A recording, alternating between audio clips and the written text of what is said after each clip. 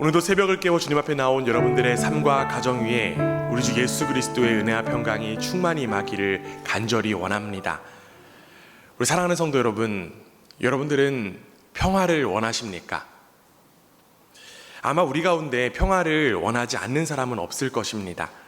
우리는 가정에 평안이 있기를 원하고 관계가 회복되기를 원하며 두려움 없이 살아가기를 원합니다. 그런데 우리의 삶을 돌아보면 이상한 모순을 발견하게 되죠. 우리는 평화를 원하면서도 평화를 만드는 방법보다 갈등을 이기는 방법을 더욱더 많이 배우며 살아갑니다. 가정에서는 말로 지지 않는 법을 배우기도 하고요. 관계에서는 먼저 상처받지 않는 법을 익히기도 하고, 또 교회 안에서 하나 되기를 바라면서 여전히 내 생각과 판단을 쉽게 내려놓지 못합니다. 우리는 마음으로는 평화를 원하지만 어느새 전쟁 방식에 더욱 익숙하게 살아가고 있는 것은 아닐까요? 그렇다면 여러분, 왜 이러한 일들이 반복되는 것일까요? 왜 우리는 평화를 꿈꾸면서도 평화를 살아내지 못하는 것일까요? 오늘 우리가 함께 읽은 이사야 2장은 전쟁과 불안이 가득한 현실 가운데에서 하나님께서 보여주신 한 장면을 들려줍니다. 하나님께서는 참된 평화가 어디에서 시작되는지, 그리고 그 평화를 살아가는 사람들은 어떤 삶을 살아가는지를 우리에게 보여주십니다. 오늘 이 말씀을 통해 여호와께서 우리를 향해서 추천하시는 그 평화의 길을 함께 듣고 그 평화를 소망하는 은혜의 시간 되기를 소망합니다. 이사야는 하나님께서 장차 이루실 미래를 바라봅니다. 오늘 우리가 함께 읽은 말씀 2절인데요. 다시 한 번 더 함께 읽습니다. 시작. 만일에 여호와의 전이 산이 모든 산 꼭대기에 굳게 설 것이요 모든 작은 산 위에 뛰어나리니 만방이 그리로 모여들 것이라. 아멘. 이사야가 바라본 장면은 당시의 현실과 너무나도 달랐습니다. 눈앞에는 강대국들이 높이 솟아 있었습니다. 사람들은 어느 나라가 더 많은 군사와 병거를 가졌는지, 어느 성읍이 더 견고한지를 바라보았습니다. 결국 살아남으려고 하면 더욱더 강해져야 한다라고 믿었던 것입니다. 그런데 여러분, 지금 이사야가 바라본 미래는 여호와의 전이 있는 그 산이 모든 산 위에 굳게 섭니다. 이는 여호와의 전이 있는 시온산의 실제 높이가 달라진다라고 하는 뜻이 아닙니다. 하나님께서 다스리시는 시온이 세상의 모든 권세 위에 높아지고 무엇보다 하나님의 통치가 온 세상 가운데에 드러나는 장면입니다. 그날에는 모든 민족이 그곳으로 모여듭니다. 특별히 본문에 사용된 표현은 열방이 시온을 향해 흐른다라고 하는 뜻을 담고 있습니다. 여러분 한번 생각해 보시기 바랍니다. 물은 높은 곳에서 낮은 곳으로 흐르는 것이 자연스럽고 당연한 일입니다. 그런데 여러분, 오늘 본문에서 보면요, 민족들이 높은 산을 향해서 흘러갑니다. 하나님께서 열방을 자신의 임재 앞으로 이끄시는 놀라운 장면입니다. 그렇다면 여러분, 열방은 무엇을 찾아 그 산으로 올라오는 것일까요? 오늘 우리가 읽은 3절 말씀 함께 읽습니다. 시작.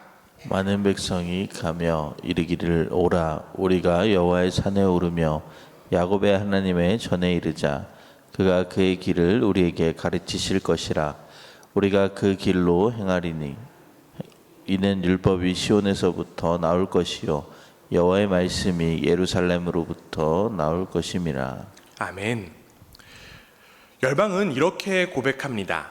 그가 그의 길을 우리에게 가르치실 것이라. 여기서 지금 율법이라고 하는 번역된 이 히브리어 원어 토라라고 하는 단어, 우리에게 익숙합니다. 이 토라는 단순히 법조항만을 가리키지 않습니다. 하나님께서 자기 백성에게 알려주시는 그 생명의 가르침입니다. 즉 하나님께서 어떤 분이신지, 그분의 다스림 아래에서 사람이 어떻게 살아가야 하는지를 보여주시는 말씀입니다. 특별히 우리가 지금 함께 읽었던 이 말씀 중에 눈여겨볼 것은 그가 그의 길을 우리에게 가르치실 것이라 라고 하는 고백입니다. 3절 말씀 다시 한 번 더 띄워주시기 바랍니다.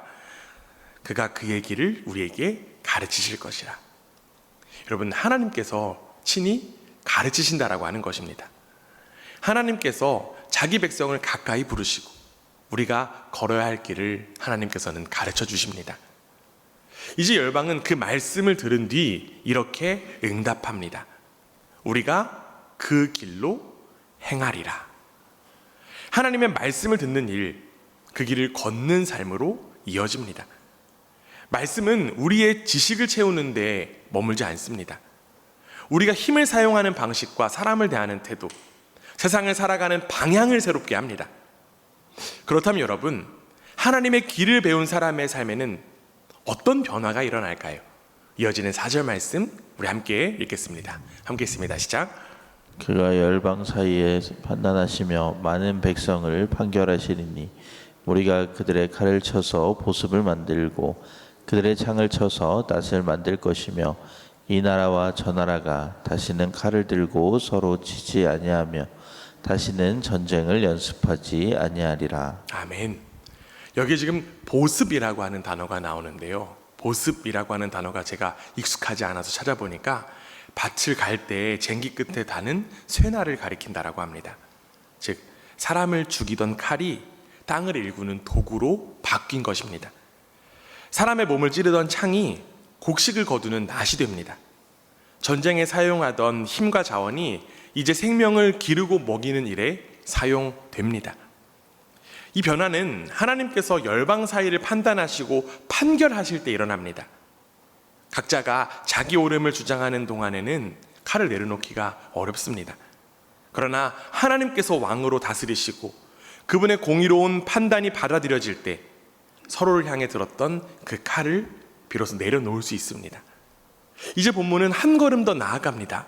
맨 마지막에 이렇게 되어 있죠. 다시는 전쟁을 연습하지 아니하리라. 전쟁하는 법 자체를 더 이상 배우지 않는다는 것입니다. 사람은 보고 듣고 반복하는 것을 삶의 방식으로 쉽게 익히곤 합니다. 마찬가지로 전쟁도 그렇게 배워지고요.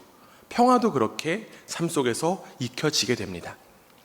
아이들을 보면 이 사실을 더욱더 분명하게 알 수 있는데요. 저희 집에는 3명의 아이들이 있습니다.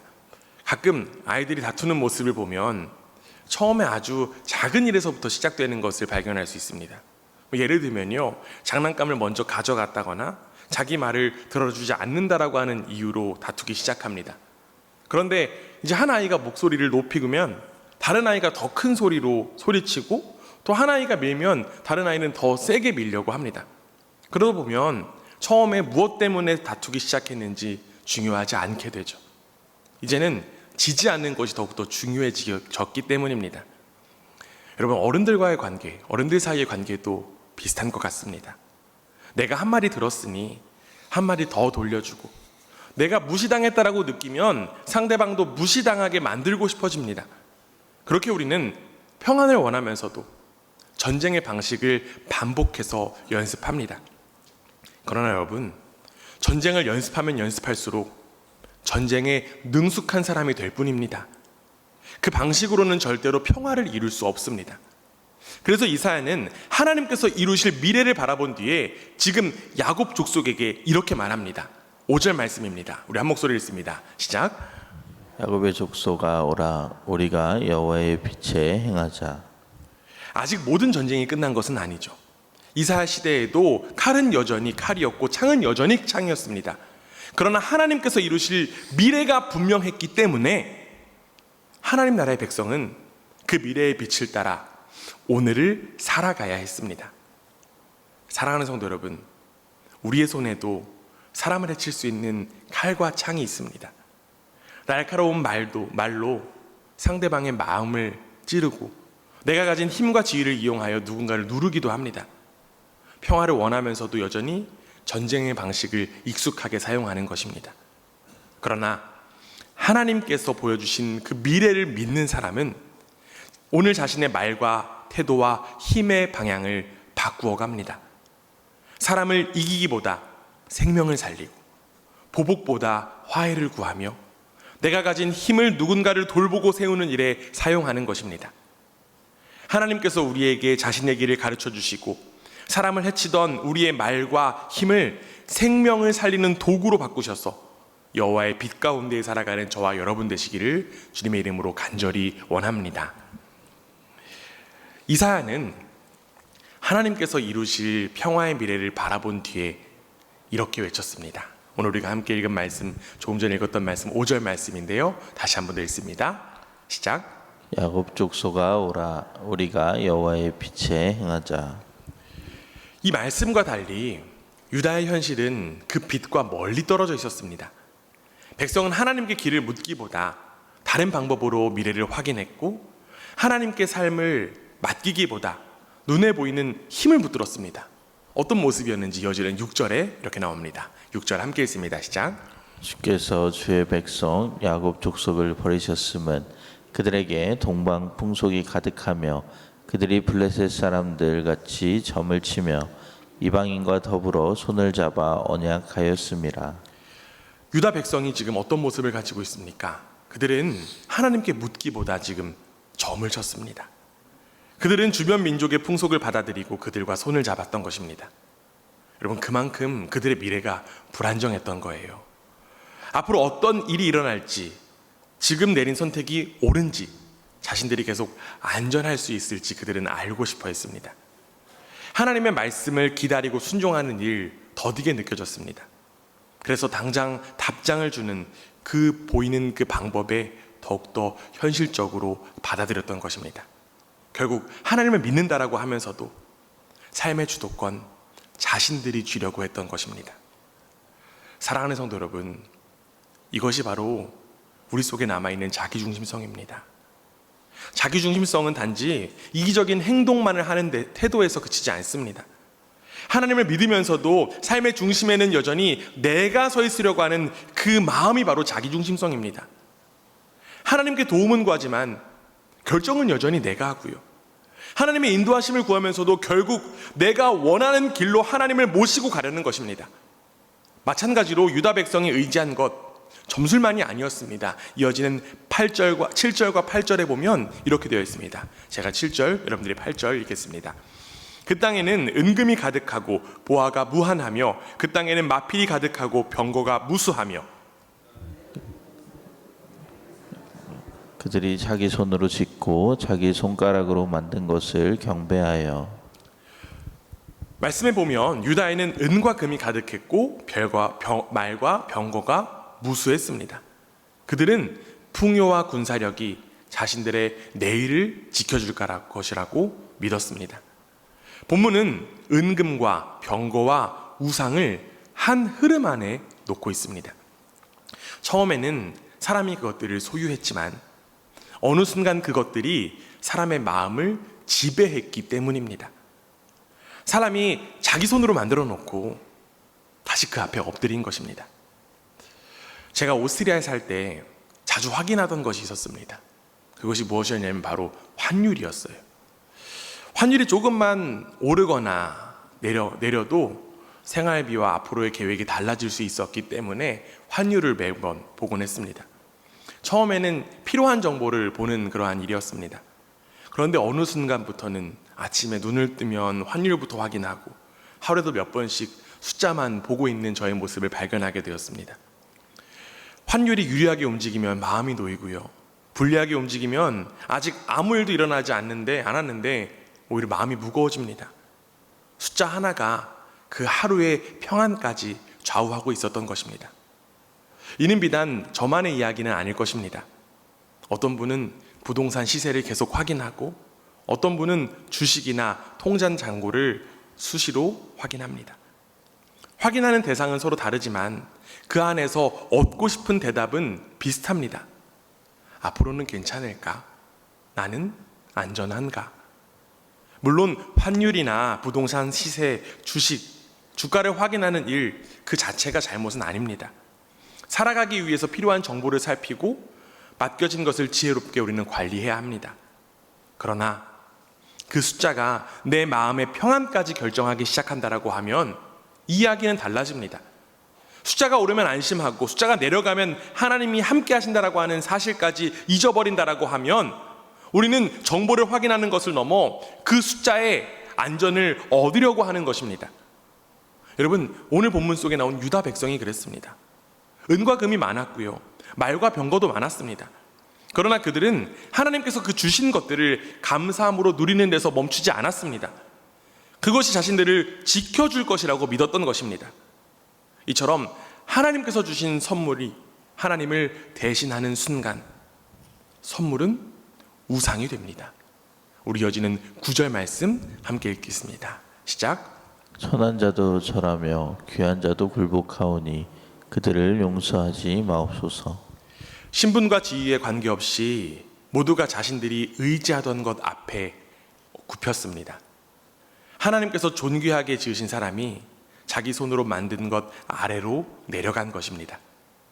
우상을 높인 결과 사람이 더욱더 강해진 것이 아니라 오히려 사람이 그 우상 앞에 종이 되어 버렸습니다. 그렇다면 여러분, 우리는 여기서 질문이 생길 수 있습니다. 하나님께서는 왜 그들의 우상을 드러내셨던 것일까요? 그들이 의지하던 것이 자신들을 구원할 수 없다는 사실을 깨닫게 하시기 위함이었습니다. 은과 금, 말과 병거, 사람이 만든 우상, 그들의 생명과 미래를 책임질 수 없었습니다. 안타깝게도 하나님께서 우리의 거짓된 의지를 드러내실 때 우리는 매우 불편해합니다. 하나님보다 더욱더 무엇을 깊이 붙들었는지가 적나라하게 드러나기 때문에 그렇습니다. 그러나 여러분, 기억하시길 부탁드립니다. 하나님께서 그것들을 드러내실 때 그 드러남 속에 은혜가 있음을 믿습니다. 하나님께서는 우리를 거짓된 안전에 내버려 두지 않으시고 우상에 빼앗긴 우리의 마음을 다시금 자신에게 돌이키십니다.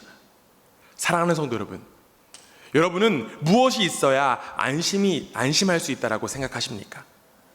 무엇이 흔들릴 때 마음의 평안까지 함께 무너집니까? 하나님께서 말씀의 빛으로 우리 안에 자기중심성과 거짓된 의지를 드러내시고 우리를 붙들어 줄 수 없는 것에서 돌이켜 생명과 미래를 붙드시는 주님께 마음을 온전히 맡기는 저와 여러분 되기를 주님의 이름으로 간절히 원합니다.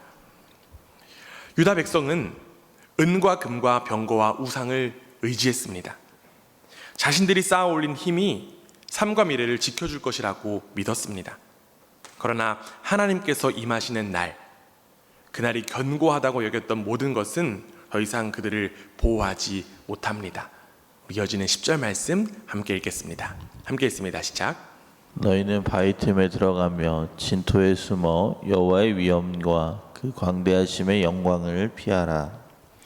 사람들은 바위 틈으로 들어가고 땅 속에 몸을 숨깁니다. 그토록 의지했던 재물과 병거와 우상은 아무런 도움을 주지 못합니다. 하나님께서 일어나시자 사람이 높여놓았던 모든 것의 실상이 드러난 것입니다. 그들이 왜 하나님의 얼굴을 피해 숨는지 이어지는 11절이 보여줍니다. 11절 말씀 함께 읽습니다. 시작. 그날에 눈이 높은 자가 낮아지며 교만한 자가 굴복되고 여호와께서 홀로 높임을 받으시리라. 본문은 교만한 사람을 눈이 높은 자라고 말합니다. 교만한 사람은 하나님을 바라보기보다 자신을 높이고 다른 사람을 내려다보고 자기 힘과 판단만으로 살아갈 수 있다라고 여기는 사람입니다. 마찬가지로 우리도 일이 잘 풀리면 내가 잘해서 여기까지 왔다라고 착각합니다. 내 경험이 충분하고 내 판단이 옳기도 하며 하나님께 묻지 않은 채 우리는 앞서갑니다. 입술로는 충분히 하나님 의지한다라고 고백하면서 실제의 삶에서는 내가 가진 능력과 내가 세운 계획을 더욱더 든든하게 붙들 때가 있습니다. 그런 인간의 높아짐 앞에 어떤 날이 찾아오는지 12절은 이렇게 이야기합니다. 우리 12절 말씀 함께 읽습니다. 시작. 그저 만군의 여호와의 날이 모든 교만한 자와 거만한 자와 자고한 자에게 임하리니 그들이 낮아지리라. 아멘. 교만한 자와 거만한 자에게 여호와의 날이 반드시 임합니다. 여기서 여호와의 날은 하나님께서 친히 일어나셔서 뒤틀린 세상을 바로잡으시는 그 날입니다. 인간의 거짓과 폭력을 심판하시고 누가 참된 주권자임을 드러내는 날입니다. 이어지는 말씀에는 레바논의 백향목과 바산의 상수리 나무, 높은 산과 언덕, 망대와 성벽, 다시스의 배가 등장하죠. 이것들은 당시 사람들이 높고 견고하며 아름답다고 여겼던 것들입니다. 사람의 힘과 부와 문명을 보여주었던 자랑거리였습니다. 그러나 하나님께서 임하시면 높아 보이던 것들은 낮아지고 견고해 보이던 것들은 흔들립니다.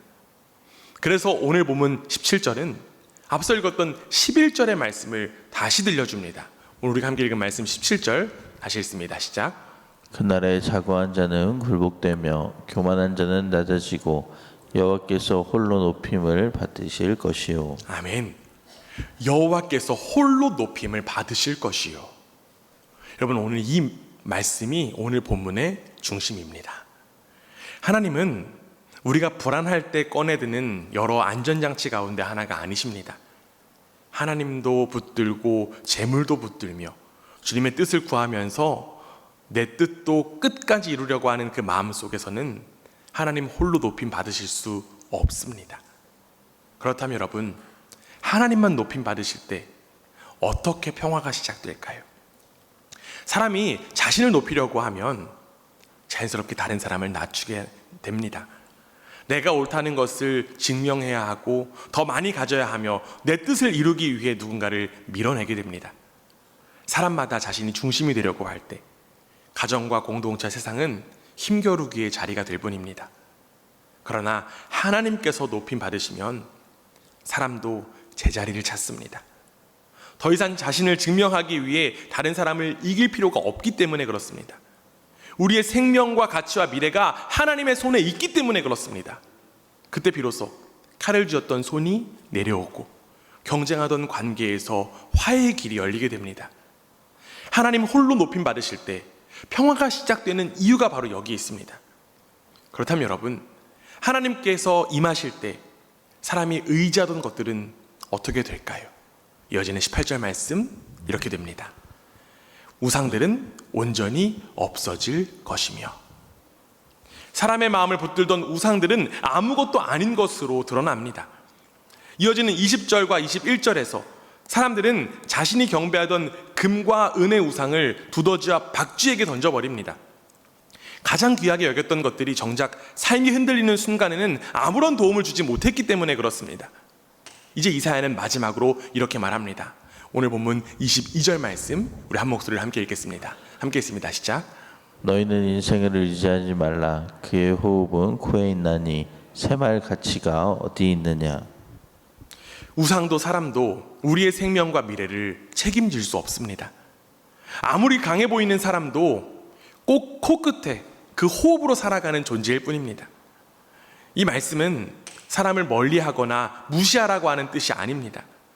사람을 하나님이 계셔야 할 자리에 두지 말라라고 하는 말씀입니다. 물론 우리는 서로 사랑하고 도움을 주고받아야 합니다. 그러나 우리의 생명과 정체성과 미래까지 사람의 손에 맡길 수는 없습니다. 그런데 안타깝게도 이 말씀 앞에서 우리도 자유롭지 못합니다. 우리 안에도 자신을 높이고 싶은 마음이 있고요, 하나님보다 눈에 보이는 그 힘을 믿으며 내가 옳다는 것을 증명하기 위해 다시 칼을 드는 습관이 우리 가운데 있기 때문에 그렇습니다.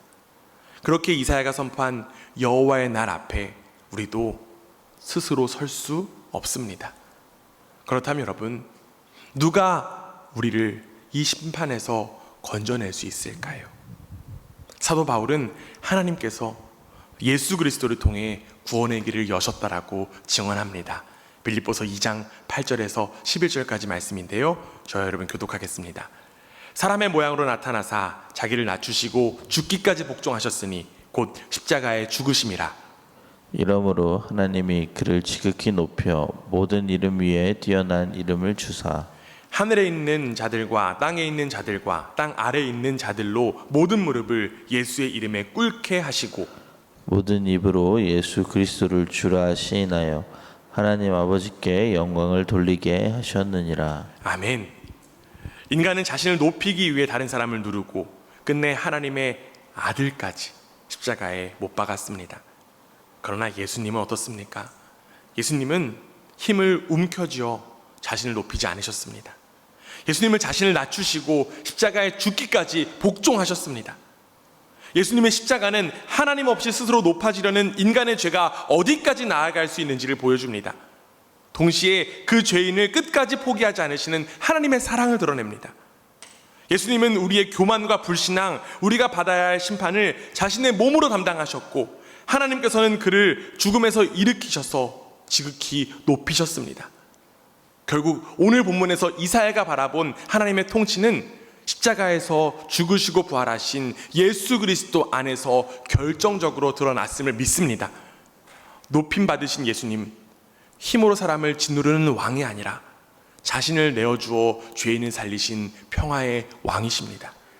그러므로 예수 그리스도 안에 있는 우리는 이제 바위 틈으로 숨지 않아도 됩니다. 우리의 죄와 심판을 담당하신 주님을 의지하여 하나님의 은혜 앞으로 우리는 담대히 나아갈 수 있습니다. 또 그 은혜 안에서 자신을 높이기 위해서 들었던 그 칼을 내려놓을 수 있습니다. 나의 가치와 미래를 더 이상 내가 증명하고 지켜야 하는 것이 아니라 높임 받으신 주님께서 붙들고 계시기 때문입니다.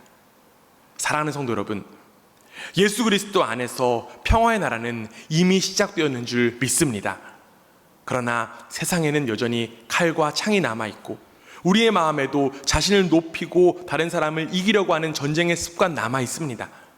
그렇기에 교회는 다시 오실 그 평화의 왕을 바라보며 오늘 여기에서 그 나라의 길을 살아가는 공동체입니다. 그러므로 이사야가 들려주는 이 초청, 이 시간 다시 한 번 더 마음에 새기시기를 주님의 이름으로 부탁드립니다. 오늘 이사야 우리를 향해서 이렇게 초청했습니다. 야곱 족속아, 오라, 우리가 여호와의 빛을 행하자.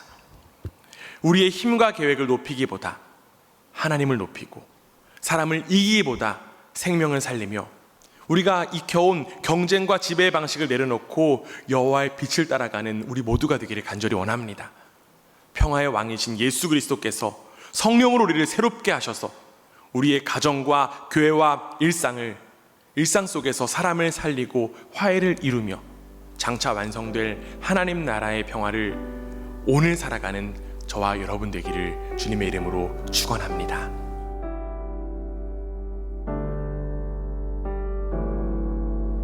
주님 큰 영광 받으소서. 홀로 찬양 받으소서. 모든 이름 위에 뛰어난 그 이름, 온 땅과 하늘이 다 찬양해. 겸손하게 우리 무릎 꿇고 주 이름 앞에 영광 돌리세. 모두 절하세. 독생자 예수, 주님께 찬양 드리리.